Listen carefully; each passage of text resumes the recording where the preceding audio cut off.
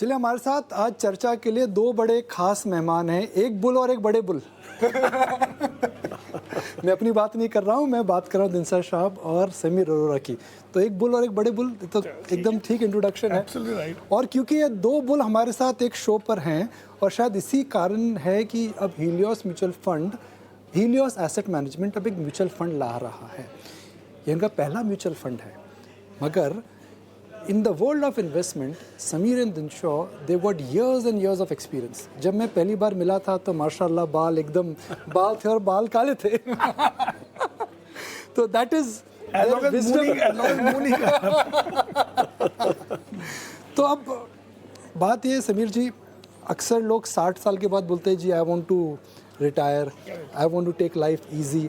आप तो second innings में आ रहे हो छक्का लगाने के लिए, T20 आप खेलना चाहते हो 60 साल के बाद। एक्चुअली जो मेरे क्लासमेट्स हैं व्हाट्सएप ग्रुप्स में जो रिटायरमेंट की बातें करते हैं, मैं उन ग्रुप से निकल गया हूँ। अच्छा। वो सुबह सुबह आज ये हो रहा है, आज ये हो रहा है। मैं कह, कोई काम की बात करो, वर्ल्ड आगे जा रहा है, तुम रिटायरमेंट की। मैं आज बिल्कुल रिटायर करने का प्लान नहीं है।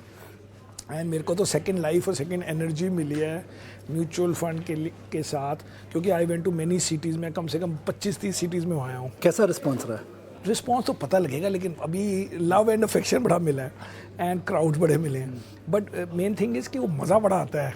नई जगह जाओ या पुरानी जगह रिविजिट करो 20 साल बाद, 10 साल बाद। सो तरह तरह लोग मिलते हैं, तरह तरह खाने को मिलते हैं। बनारस में चाट खाई होगी, अमृतसर में छोले भटूरे। एक्चुअली बनारस नहीं गए, अच्छा इन दिस राउंड नहीं गए, बट बाकी बड़ी जगह गए हैं। लखनऊ गए, कानपुर गए, नहीं कानपुर नहीं सॉरी, लखनऊ गए, लुधियाना गए, फिर उधर सूरत गए, अब आज शाम को वडोदरा जा रहा हूँ। बड़ी जगह गए। वो कहते हैं ना जी, सूरज को छुपा नहीं सकते, तो समीर अरोरा की हिस्ट्री भी वैसे है, सूरज को छुपा नहीं सकते। तो आप जिस प्रकार से फंड्स और पब्लिक मनी मैनेज करते आए हैं, अब इस म्यूचुअल फंड के बाद वो क्या डिफरेंटली मैनेज होगा? तो पहली बात है, सूरज से याद है कि हमारी कंपनी का नाम भी सूरज पर ही है। हीलियोस मीन्स गॉड ऑफ सन। क्या बात है। अच्छा, सो नहीं, हमारा जो स्टाइल रहा है वो है कि हम एक तो दिल से काम करते हैं। पर फंड मैनेजमेंट में दिमाग से काम करना पड़ता है ना, सेंटिमेंट इज बैड न्यूज़। नहीं, दिल का मतलब होता है कि हर वक्त जोश में रह के काम करते हैं, कोई नौकरी की तरह काम नहीं करते। एंड एक हमने अपना मॉडल बनाया कॉल्ड एलिमिनेशन इन्वेस्टिंग, जिसमें है कि आप पहले किसी भी तरीके से, किसी भी फैक्टर से कोई कंपनी गंदी हो तो पहले उसको आउट करो। ये नहीं जस्टिफाई करना कि ये वैल्यूएशन गंदी है, लेकिन कंपनी बड़ी अच्छी है, उसकी मैनेजमेंट बड़ी अच्छी है, इसलिए वैल्यूएशन अगर गंदी या हाई भी है तो डजेंट मैटर। या हम कहें कि ये मैनेजमेंट की हिस्ट्री ख़राब है तो को नहीं जी बड़ा सस्ता है, नहीं, हमें एक भी गंदा फैक्टर नहीं चाहिए। उससे हमने लास्ट 20 ऑड ईयर्स में देखा कि हमारी कॉस्ट ऑफ एरर, क्योंकि फिर भी गलतियाँ होती हैं, उससे आपकी कॉस्ट ऑफ एरर ऐसी नहीं होती कि वो ख़त्म हो गई कंपनी और आपको आउट परफॉर्म करने में मुश्किल पड़ी बिकॉज इतनी ज़्यादा 2-4 कंपनियां गलत हो गई। तो वो मॉडल से हमारी कंसिस्टेंसी बड़ी हाई हो गई एंड वो मॉडल ही यहाँ पे होगा रेप्लिकेट, एक्सेप्ट कि इसमें स्मॉल इन्वेस्टर्स के लिए, और अभी तक हमारा एटलीस्ट पोस्ट अलायंस मतलब हीलियोस डेज थे हाई नेटवर्थ एंड इंस्टीट्यूशंस के लिए। सो दिनशा, यह फंड की पोजीशनिंग क्या रहेगी? इस फंड के अंदर आप किस प्रकार के स्टॉक्स का चयन करेंगे? निकुंज जी, एक्चुअली ये फ्लेक्सी कैप फंड होने वाला है और जब हम चालू कर रहे थे तब हमने काफ़ी डिबेट किया था कि मल्टी कैप करें कि फ्लेक्सी कैप करें। क्या डिफरेंस है? मल्टी कैप में 25 का होल्डिंग होता है, लार्ज, मिड और स्मॉल, एंड 25 जो होता है you can float it around, वो था। लेकिन फ्लेक्सी में ये है कि मैनेजर डिसाइड्स कि कहाँ पे कितना जाना है उसको। तो हमने हमारा स्टाइल देखा प्रीवियस, जो हमारे PMS वगैरह या EF वगैरह जो चालू है, हमारा ऑफशोर चालू है, वहाँ पे हमारे स्विंग जो होते थे वो काफ़ी बड़े होते थे। तो इसलिए हमने रियलाइज़ किया कि फ्लेक्सी ही हमारी स्टाइल है, क्योंकि हमें चढ़ते बाज़ार में हमारे पास mid cap, normally mid cap small cap ज़्यादा रहते हैं, और गिरते बाज़ार में मिड कैप स्मॉल कैप हमारे अपने आप कम हो जाते हैं। क्योंकि जैसे एलिमिनेशन इन्वेस्टिंग की बात की समीर ने, वो इटसेल्फ आपके मिड कैप स्मॉल कैप को चढ़ते बाजार में दिखा देता है कि एक्सपेंसिव हो गए तो आप जरा संभल जाइए। तो इसलिए हम ट्रिम करना चालू, तो अपने आप ही सिस्टम जनरेट होता है। तो इसलिए हमने फ्लेक्सी कैप फंड। कितने स्टॉक्स आप इस स्कीम में खरीदेंगे? हमारे हिसाब से 50 से 60 के बीच में आसपास। ज़्यादा नहीं है? नहीं, बिल्कुल नहीं, क्योंकि एक्चुअली आप देखा जाए तो अगर जो आप जैसे हमारा एग्जिस्टिंग PMS AIF है, उसमें हमारे पास अराउंड 35 स्टॉक्स है, 35 स्टॉक है हमारे पास, और एक्चुअली वहाँ पे सेक्टर्स हैं जहाँ पे हम जीरो हैं, तो यहाँ पे ऑब्वियसली हमारा एक्चुअली अगर आप एक और तरीके से देखें, हमने अपने उसमें डाला हुआ है साइट में कि 150th जो बेस्ट परफॉर्मिंग स्टॉक होता है एक इंडेक्स में, वो परफॉर्मेंस भी किसी को नहीं मिल पाती। कहने का मतलब है अगर आपको 150th बेस्ट परफॉर्मिंग स्टॉक मिल गया, mostly it will improve your NAV। हमारे अपने आप हमने 18 सालों में खाली 2-3 साल 150th स्टॉक को बीट किया है और हम कहते हैं जी हमारी परफॉर्मेंस बड़ी अच्छी है। तो so many stocks do well, 60 के आए तो कुछ उससे फ़र्क नहीं पड़ेगा, उससे फ़र्क नहीं उससे नहीं फ़र्क पड़ता, बल्कि वो स्टॉक्स होते हैं कभी अच्छे भी हो ज़्यादा, क्योंकि 150 ऐसे करते हैं कि 20% और हमारी साइट पे आप देख सकते हैं data, 150th stock from the index, वो इंडेक्स से 20% आगे है। तो समीर, आज कोई SIP निवेशक है तो उसकी सिप चल रही है, उसको आपकी स्कीम में स्विच क्यों करना चाहिए, और सिप नहीं चल रही है तो नई सिप आपकी उसमें क्यों चालू करनी चाहिए? तो पहली बात है कि अब उसको स्टडी करना पड़ेगा, लेकिन हमारी हिस्ट्री अच्छी है, हमारा skin in the game high है। ऑफशोर फंड में मैं नंबर 1 इन्वेस्टर हूँ, म्यूचुअल फंड में मैं टॉप 2-3 में होऊंगा शुरू में, अनलेस कोई बहुत बड़ी असामी आ गई हमारे फंड में। And generally all the employees, तो आप अपना खुद का पैसा फंड में डाल रहे हैं, पूरे वेरी सिंपल, दिन आप भी डालेंगे? हाँ जी, 100% जी, उसके बगैर कैसे काम चलेगा।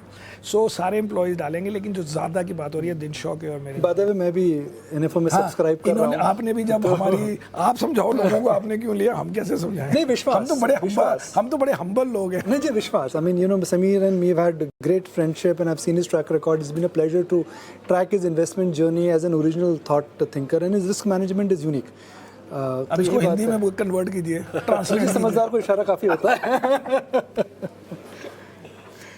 तो जनरली अब हिस्ट्री अच्छी रही है और फॉर्मूला भी लोगों को समझ आता है, और बाकी हमारा हमने साइट पे अपने Helios MF.in पे बहुत वो भी डाला है कि फ़िलासफ़ी कैसी होती है, आप पढ़ के आप कन्विंस हो जाएंगे कि ये फ़िलासफ़ी सही फ़िलासफ़ी है। तो यह फंड किन लोगों के लिए, it is meant for what category of investors, 1 to 3, 3 to 5 और 5+? नहीं जी, हमें चाहिए कि हमारे इन्वेस्टर्स 5+ का ही व्यू लेके आए, लेकिन एक्चुअली अगर जो फंड मैनेजर प्रोएक्टिव है तो इन्वेस्टर को कभी रिडीम करने की ज़रूरत ही नहीं पड़ती है, बिकॉज वही इन्वेस्टर के बिहाफ पे वो चेंज करता रहता है पोर्टफोलियो, और उसको तो लॉन्ग टर्म में ही आपको बेनिफिट दिखेगा इन्वेस्टर को। तो आई थिंक 5+ ईयर्स इज, हमारी तरफ से ये है कि हमारा स्टाइल ऑफ इन्वेस्टिंग है कि हम 2-3 साल के लिए देख रहे हैं, बट वो है कि हम स्टॉक चेंज कर दें अगर ख़राब हो, बट हम अपनी तरफ से चाहते हैं कि हर टर्म में हमारी परफॉर्मेंस अच्छी हो, इसलिए हमने अपनी टैगलाइन भी बनाई है Helios म्यूचुअल फंड हर टर्म के लिए। बट ऑब्वियसली इन्वेस्टर के लिए क्या है कि उसको रियली इन्जॉय करने के लिए वो 5 साल ज़्यादा, जितने भी ज़्यादा करेगा उसको भी फ़ायदा और हमें भी वो है हेल्प।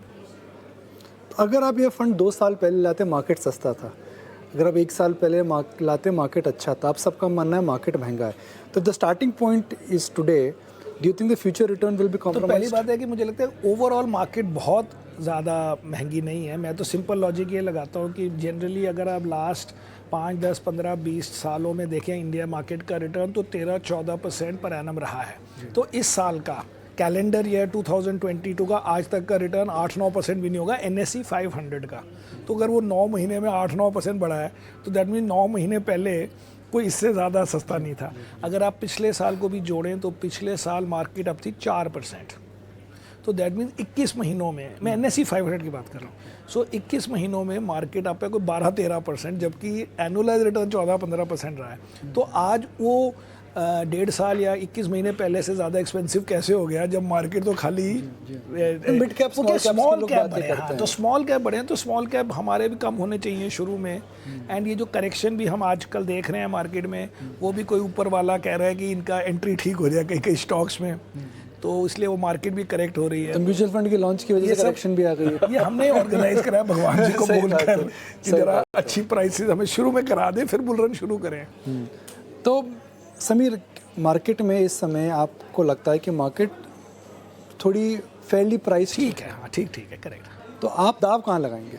हम दाव जी हमेशा मोटा मोटी 80-90% of the time, 80-90% of portfolio तो 3 थीम्स में जाता है normally, which is financials, consumer and IT type names. IT pharma ले लें, आजकल वो IT फार्मा में हमारा 1-1.25 साल से नेगेटिव व्यू रहा है। बहुत बढ़िया कॉल था। वो अच्छा चल गया, वो अभी 6-8 महीने और खींच सकता है। तो इसलिए शुरू में अगर आप देखेंगे तो फाइनेंशियल्स और कंज्यूमर ज़्यादा होंगे और बाकी फिर कोई इधर से कोई उधर से जो 3-4 और थीम्स, बट वो जो थीम्स होती हैं जैसे डिफेंस हो गई या कभी कुछ और हो गई, वो कोई 20-20, 25-25% ऑफ द फंड की नहीं होती हैं और वो 10-10 सालों के लिए भी नहीं होती हैं।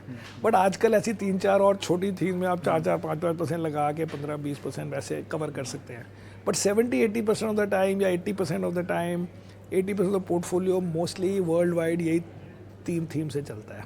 देखो हिंदुस्तान में एक लाइन, मार्केट में एक लाइन चलती है, क्या खबर है? हिंदुस्तान में एक लाइन चलती है, कितना मिलेगा?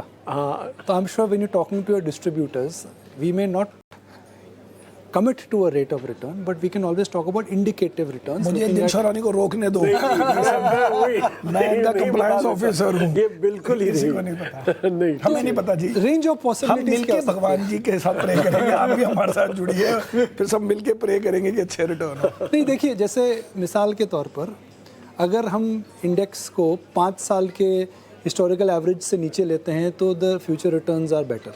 अगर हम 5 साल के एवरेज के ऊपर लेते हैं तो future return they get compromised. If that is थोड़ा बहुत हो सकता है। बट एक्चुअली अगर आप देखो लास्ट 5 इयर्स और लास्ट 10 इयर्स और last 15 years and last 20 years, मोटा माटी रिटर्न्स आर सिमिलर, 11-12 से 14-15% तक।